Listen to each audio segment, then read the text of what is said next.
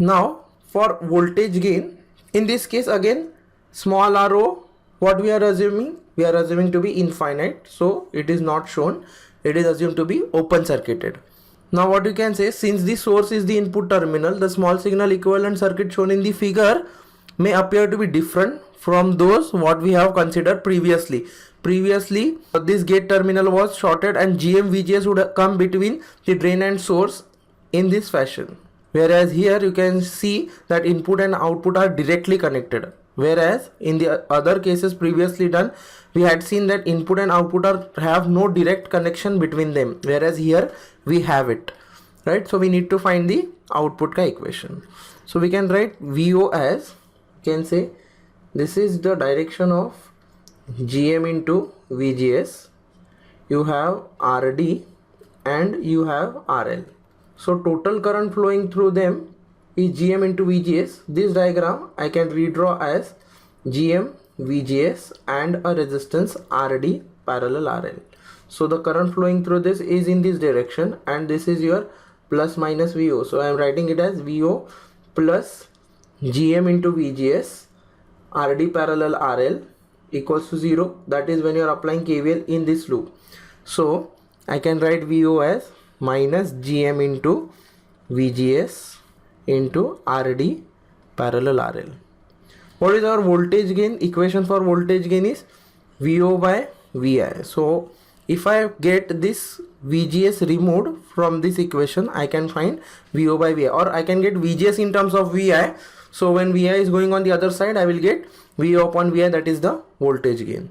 So in this, if I am applying KVL in this loop, can say KVL to input. What will be the equation?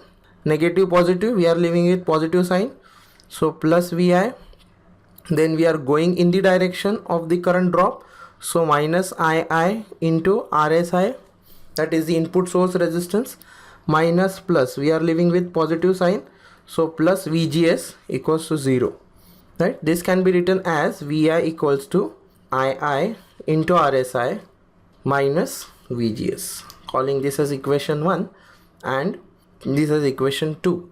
Now II, when you see at this point, the point is like this, you have current flowing II in this direction and GM VGS coming in from the opposite direction. So what I can say from the diagram, II, both are flowing towards this point source. So if I am applying KCL at point S, II plus GM into VGS will be 0. This is when KCL at source. So from this what I can say, II is nothing but minus GM into VGS, calling this as equation 3. Now I can write VI as minus GM into VGS into RSI minus VGS. That means I have substituted 3 in this equation. So I am getting, instead of II, I am substituting minus GM into VGS.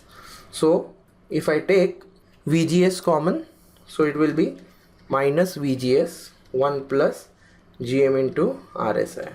So what I got? I got VGS and VI ka relation. So I can write VGS as minus VI upon 1 plus GM into RSI. So I am calling this as equation number 4.